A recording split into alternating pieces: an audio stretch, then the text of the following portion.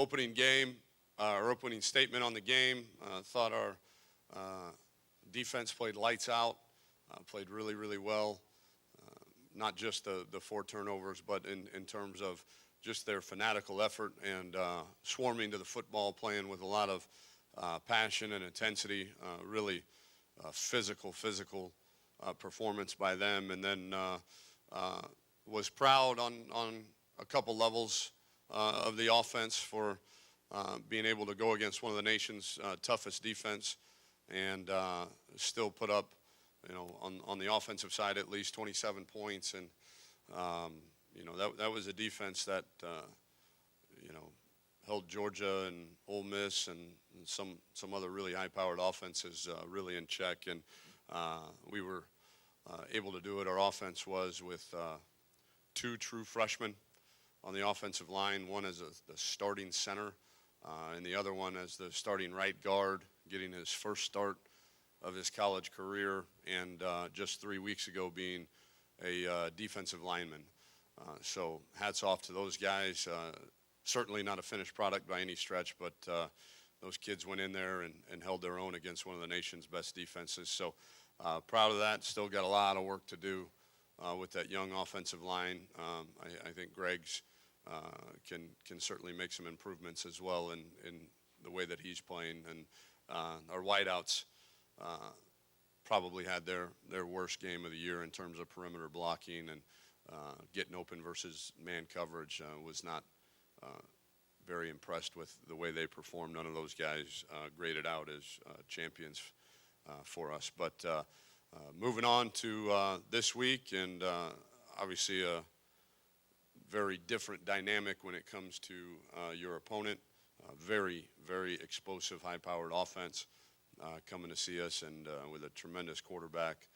So I would look to the offense this week to maybe carry us a little bit, understanding that, although our goal is to shut everybody out every week defensively, we understand that that goal may be a little bit far-fetched this week, considering the potency of the University of Cincinnati's offense.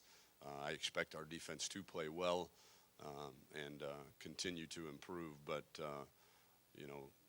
shutting out a team in today's college football is practically unheard of. So for them to do what they did this past week speaks volumes to their level of preparation, but understanding that we've got a whole different animal coming into our stadium this week. So, questions?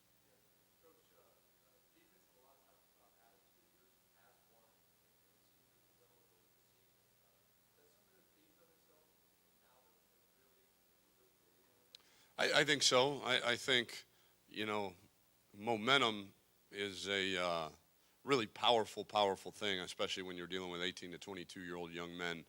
And, the strong performances breeds confidence, and confidence then in turn breeds stronger performances, which in turn breeds more confidence. And it's a spiral, an upward spiral. So I think we're on the right path. I think we're starting to gain a lot of confidence in what we're doing and understanding what we're doing. And the one thing I saw this week, as opposed to any other week, we've played well at times defensively, but we cut it loose. We weren't afraid to miss a tackle. We weren't afraid to go take the shot on the guy because we knew that we had 10 other guys swarming to the football. And if we miss, there was a lot of times in the first half of the season where we'd get a guy kind of corralled, and you'd see our defense kind of, break down and do one of these, and then they get run by. And we were just harping on them all for a long time to pull the trigger, just go. You got your buddies got your back. And we did that against Vanderbilt, and hopefully that'll be a little bit of a testament to the way that we need to play from here on out.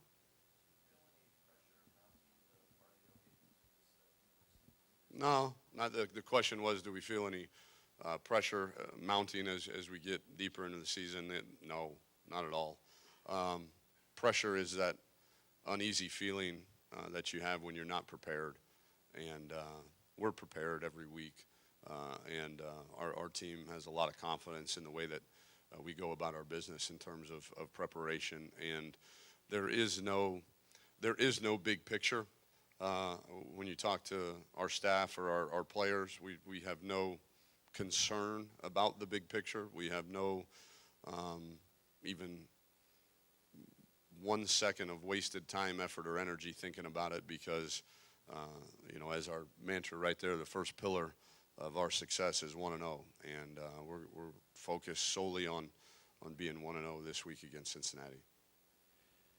Tom, you've been a part of now 21 consecutive victories dating back to last year at Ohio State, and over the last 3.5 years, 46-3 from Ohio State to now. Do you remember what it feels like to lose? Unfortunately, I do, and it's an awful, awful, awful, awful feeling, and it's certainly the joy of victory and the joy of seeing young men that you have that you have taught and trained, see the joys on their and the happiness on their faces when they win is what ultimately motivates you. But that awful, awful feeling of losing certainly motivates you too. But I do remember what it feels like, and especially remember what it feels like when you feel like you were somewhat responsible for that loss too, and that's a feeling hopefully I don't have to experience again for a long time. How would you grade the performance of someone like Cameron Eloff, who was playing defensive line at the start of the season, now having to start against a SEC defensive line? Well, he pronounces it Elif, like elephant, but he did good. Went the wrong way a couple times, lost his block a couple times, but over the course of some odd snaps that he played very admirably for a guy that 3 weeks ago didn't even know what our plays were, had never even heard them before. And he's a bright kid. He sings in the choir. He's a piano player. I mean, he can do just about anything. Really fun kid to be around, and he will determine where his future is on this team in terms of position at the end of the season. But when you watch him play offensive line, you think this kid's got a chance to be pretty special there in terms of his athletic ability and his football smarts. But again, you threw a entire playbook at him in 2 weeks, and 6 months ago he was worried about what bow tie he was going to wear to the prom, and so it's a big challenge for him, but he'll continue to get better. I'm excited about watching him grow. Coach, you talked about earlier in the season, this offensive line just keeps getting hit with injury after injury, and I mean, you joked about people coming up, even from the media, and getting in there. What do you do? Joseph was the one, not people. Just Joseph. That's the only one I want.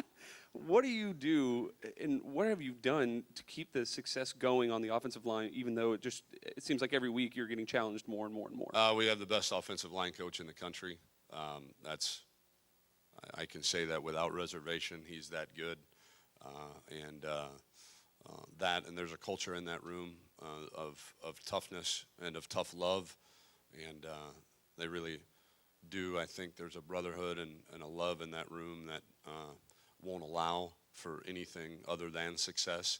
And it's next guy's got to pick up the rifle and go. And again, another pillar of our success is competitive focus, which in layman's terms is that you are competitively ready when your number's called and you jog out on the field, that you're going to be prepared to win the football game for your team. And I think they have certainly taken that.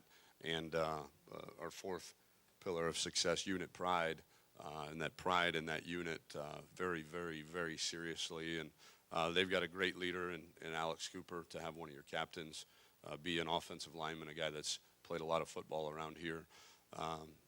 It goes back to coaching, culture, and leadership.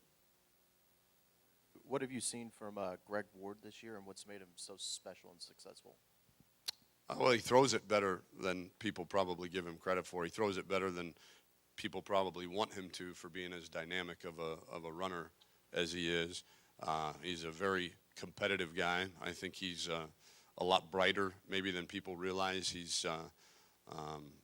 He understands football. He gets it. I think his commitment to championship preparation is continuing to grow, which is a positive. But you know, he's again just scratching the surface. He's got a ton of room for improvement. Made some ill-advised decisions running the football last week, and probably took off and scrambled on some of our passes a little bit too early, which has been an issue for him throughout the season. And that's one that we may not break, you know, this year, but we can at least curtail a little bit of it. He's got to be a little bit more patient. You know, I mean, we're talking milliseconds, half a second, 3/4 of a second, but it could be the difference between completing a pass and taking off to scramble and getting tackled for a 2-yard gain. And we're going to continue to get him better in that area. About Coach Wareheim being the best offensive line coach in the country, how do you identify the characteristics and hire the best offensive line coach in the country? Well, one, I think they have to have a 100% alignment with what you want the culture of the offensive line, not only just the offensive line, but the offense then itself and the team itself. There has to be a tremendous amount of alignment there from what he believes. Because I can tell him, hey, I want it this way, but if he truly doesn't believe it, then, you know, there's an old saying, he convinced against his will is of the same opinion still. And we share a lot of the same beliefs in terms of how physical we want that unit to be, and then just overall offensive philosophies, shared a lot of the same beliefs. And then he cares about his guys. He loves them. I mean, he dives into their lives, and he is consumed by their, not just the 4 hours that we have him here in the building, and not just X's and O's, but you know, he is on top of Carter Wall to get him graduated. You know, he's every day, you know, checking in on him and making sure he's doing the right thing in the classroom. You know, with the young guys, you know, he's taking the extra time to develop them and the culture. And so, and then, you know, he's an intense dude too, which really is, again, in alignment with what we want this program to be. And if any of you remember, you know, we had 8 of our 9 assistants were hired before signing day, and the one position that I wanted to make sure that I got right, so to speak, that I was still a little bit uncertain, was offensive line coach. And so I brought 3 or 4 guys in, actually interviewed them, each one of them for a day, and took the time, because I knew that singular position could make or break how good of an offense we were, and then in turn how good of a season we had, and we hit a home run with that one. With the atmosphere on Saturday, rain and Halloween and everything like that, it's pretty impressive. And then this weekend, it's homecoming. What are you hoping for with the atmosphere from the fans and everything like that? You thought last week's was impressive? Thought it was pretty good. Okay. I hope this week's you won't see an empty seat in the stadium. That's my goal each and every week, is to make sure that there are no empty seats, rain or shine, Halloween or All Saints Day, or you know, Columbus Day. To me, if the city of Houston and the alumni and supporters of our team, you know, we've got 3 opportunities left to show these young men just how much they appreciate the hard work and dedication that they have been giving to them, the alumni, the fans, the students, and the city of Houston. These young men have given them everything they've got for the last 11 months, and so the expectation each and every week is to make sure that each one of those seats is filled. Coach, you You mentioned Cincinnati's offense, and you know they're going to get their yards. Is this one of those games, not to give away your game plan, do you try to, get the sustained drives, or do you just try to score as quickly as you can? Are you looking to get into a track meet? What do you think? No, it's a good question. I think anytime, offensive football, there are the schools of thought, I don't know, I don't want to name names, but there are schools of thought out there that just running as many offensive plays as you can gives you the best chance to score a lot of points. That is without a doubt true. I mean, the simple statistics will tell you that. The more plays you run, the more opportunity you have to score. But our belief is that offense and defense and special teams are not mutually exclusive, and that, how you manage the game as an offensive play caller is determined by a little bit by how you're playing on defense and special teams and vice versa. So I think, but at the end of the day, it's the offense's job to score points. It's the offense's job when they take the field. Their first goal is to make 2 first downs. We'll jog out the best punt team in America, pin them deep, jog out the best defense in America, hold them to 3 and out, and make them punt it back to us and get better field position, go try to do it again. Now, what the tempo is of that and how we go about doing it, I think ultimately a lot of times that's up to the opposing defense and how they tell you have to win the game. Unfortunately on offense, you go out and you say, well, we want to throw the ball a bunch today, and then they're in cover 2 Tampa the entire game. Well, hang on, we're not going to win the game throwing the football. We got to run the ball. And so the defense always has the pen last in terms of the chalk last, however you want to say it, in terms of they kind of dictate where the ball goes and what their game plan is in terms of how they want to stop us, and then what areas then that opens up some vulnerabilities then on the defense, and you got to take advantage of that. So a very long-winded answer to say that we're going to win the game and score points. However, the opposing defense allows us to do that, but being mindful that if we are able to chew up some yards and take some time off the clock and keep the ball out of their offensive hands, we'll certainly try to do that. Coach, obviously it's been a big emphasis to go 1-0 Where are we at? all year this year, but with the team coming off a big emotional shutout victory over an SEC team with a potential matchup versus an unbeaten Memphis next week, is there anything different you're doing this week, anything extra to make sure the team is focused on Cincinnati? And is there anything you picked up at head coaching school under Urban Meyer and how to deal with a situation like this? I mean, if we were playing Mary Sisters of the Poor, maybe, but this is the University of Cincinnati. They've beaten us 2 years in a row, and they're 5-3, and they were picked to win the eastern side of our conference, and they are a really, really good football team. So I don't see any necessity for any of that, for any extra motivation. I think I don't even know that who we play after Cincinnati. I don't know who we play after the game after Cincinnati. I know we play Cincinnati this week, and I think that message resonates very loud and clear with our players, and they understand who's coming into town to play us and what they're capable of doing. Tom, it looks like Gunnar Kiel Is this the longest you've gone from start to press conference to first question? Have we put a stopwatch on that, Bass? Is this a record? Congratulations. You always want people to get some repetitions and Right. stuff. Gunnar Kiel looks like he's got his job, or at least the last couple games he's back in the lineup. Is it a matter of pick your poison on the two, because the freshman? Oh, he's really good too. Yeah, In terms of how you prepare. Yeah, the freshman's a little bit better of a runner, but I don't anticipate seeing him unless Gunnar gets injured or is just playing awfully. So I would expect that we'll see Kiel most, if not all, of the game, but we do understand when the other kid comes in, their packages don't change very much, but he is a slightly better runner, so you just have to be mindful of that. And it would seem, and this is a William Jackson question, his matchup against Tulsa, that was one of his best performances of the year against their receiver. They have Cincinnati has Shaq Washington, another big matchup.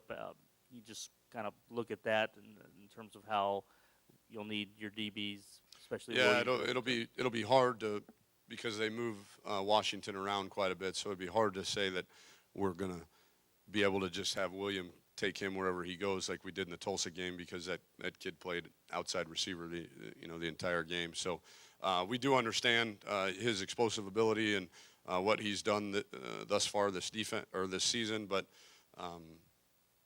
and I'm sure we'll have different ways that in certain situations, if in film breakdown, if we've seen, hey, in these situations, whether it be third and medium, third and long, or second long, whatever, red zone, that, hey, 70% of the time or whatever, they like to throw it to Shaq, then, we'll have some sort of way to bracket him or whatever, because he is that good of a player. But for the most part, with him being moved around quite a bit, I think it'll be difficult to tailor your whole game plan around him. We've got to play good, sound defense and understanding where he is at all times, but not making too huge a deal out of it.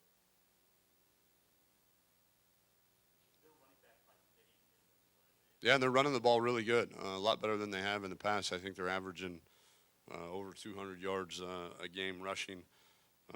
So you can't just sit back and defend the pass the whole game, or you'll get it run down your throat. And so, as with any game, you certainly have to stop the run first, but still be very sound, because these guys can throw the ball very, very well. All right, apologize about the flooded floor. We're working on getting that fixed. Hopefully by next Monday you guys won't have to deal with that. But again, go Cougs.